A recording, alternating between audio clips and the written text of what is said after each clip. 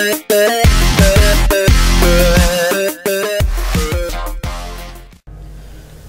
everyone, I'm TheUndeadEcho, and welcome back to Let's Play Amnesia: The Dark Descent.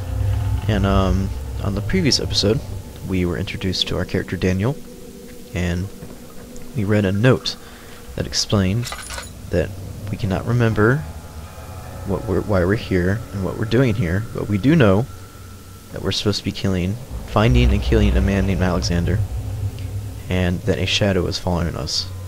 So let's continue our story.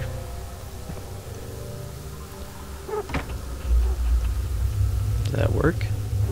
There we go. Cockroach. A fragrant taste of rose lingered in his mouth. Turkish delights, he thought, just like the ones at the consulate in Constantinople. Turkish delights.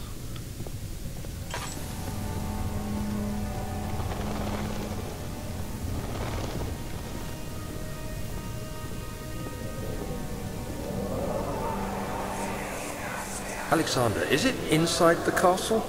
In a manner of speaking. Come, bring the lamp.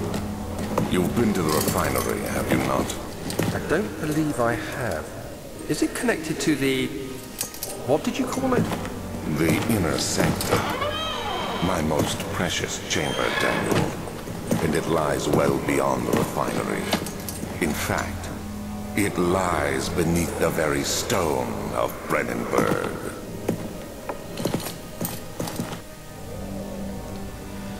Alright, so that was a flashback between a conversation between Daniel and Alexander.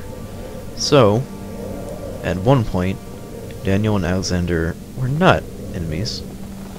And, Alexander sounds like a pretty evil guy.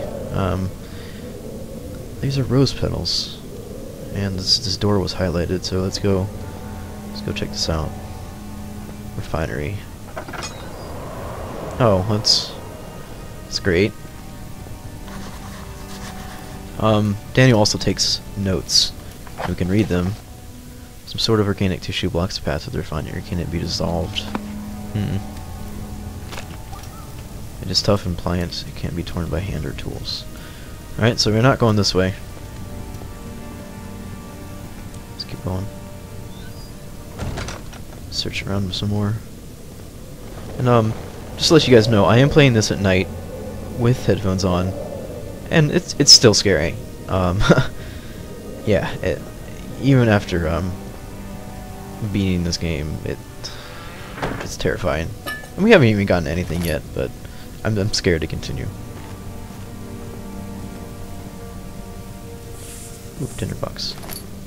I'm also going to be trying to find most of the notes in this game. There's a lot spread around, and they're easy to miss, but I'll try my best to pick up every one so you guys can follow along the story.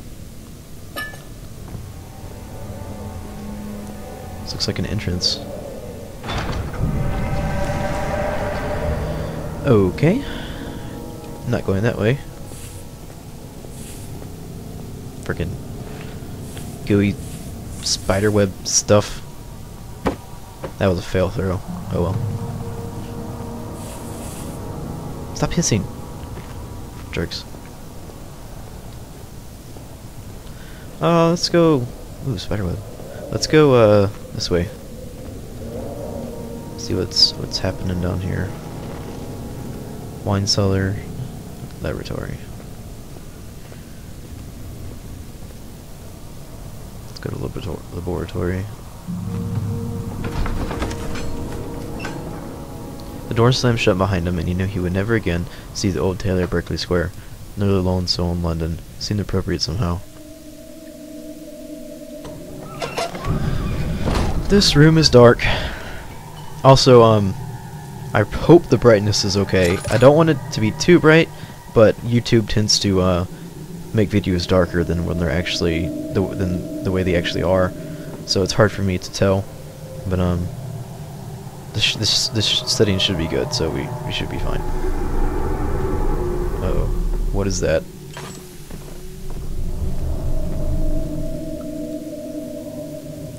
Hello?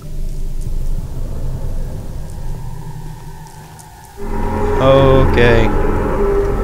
That's mean. Let's just mosey along. Nothing happened. Shut up.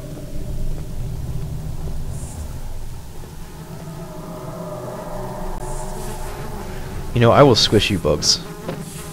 What is that? Flies? Yeah. There's flies everywhere. It's not cool. Let's light this. Get some light going.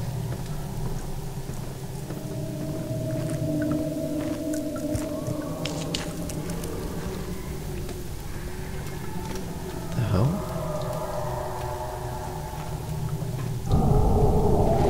Okay.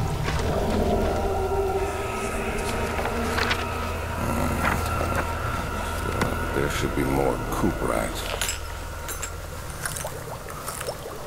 Let me see. And one part aquafortis. It sounded like Alexander mixing chemicals. Did you hear that? There's someone walking upstairs. Always search in the little spots. Another note. Early alchemy experiment. This is my third attempt to produce artificial vitae. The former compounds lack the potency I need, but I sense I'm close. Calamine and orpiment are a given, and the cuprite binds them well. This time I'll attempt aqua regia instead of aqua fortis, and hope it will produce a more even solution. Sorry, excuse me. The experiment was unsuccessful. The solution is highly acidic and proves impractical to put to any use except as a detergent. A detergent, huh? Organic tissue reacts especially violent to the solution and should be handled with the greatest care. I might be able to use the recipe, but I'm losing hope that I'll find an alchemic solution to my predicament. So, this chemical breaks organic tissue apart. Okay. Chemistry pot. Check my time here. Okay, good. See, there's someone walking upstairs. Just like that. Let's check these drawers. You can pull drawers out and check them. Now this thing... One day I will return. If it wasn't for the thought of you, my love, I wouldn't be able to go on. When I find myself doing terrible things, I take comfort in you. As long as I am able to think of you and long for our life together, I know I'm better than the others. I weep for them. They lust for power without restraint, while I only crave fair judgment and a safe return. So these are like the act is save points, basically, but in game, the act is a diary, a journal of sorts, where someone has been recording their thoughts and their information, sort of like a journal, but a more a cooler way of recording information. What's this over here? I'm out of oil. A little bit. I don't want to waste too much. Stop walking. I hear you. Chemistry. Chemical relocation. The lack of a chimney to properly vent the fumes from my most recent experiments has taken its toll on many of my less stable ingredients in storage. Some seem unaffected, but many are strained by the fumes and will be difficult to salvage. I should do what I can and move them to the wine cellar. Alright, so let's check our mementos. Daniel seems to have written down some things.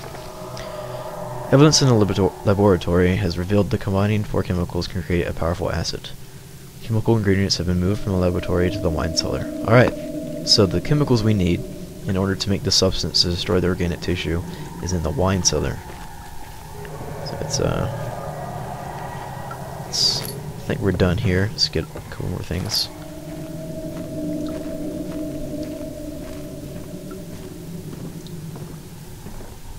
God, this game is just disturbing. The sound is... it's great. I love it, and I hate it at the same time.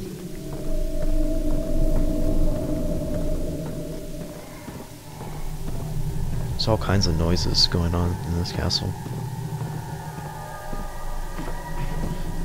keep pressing space to activate things like I'm playing Oblivion. Traveling to Dover meant going through Canterbury. He made sure to pay a visit to avoid the sense of guilt connected with neglect of family.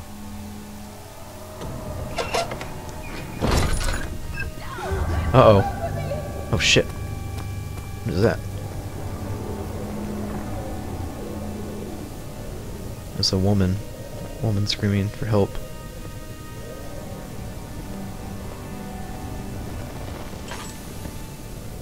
She's nowhere to be found though. Let's go investigate further.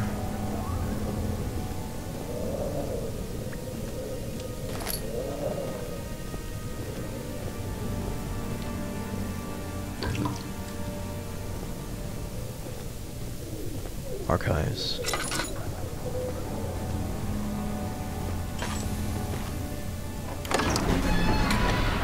He fell to the kitchen floor. Tears were beginning to well in his eyes as he received the first kick in his stomach. His remained hidden, and feared she too would be punished. So what are we talking about? Oh, this looks delightful. Hear that sound? It's disturbing. Rare books. Note. 16th of May, 1839.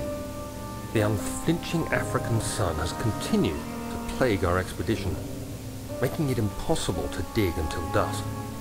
How Professor Herbert managed to find the location in these vast plains of nothingness remains a mystery to me.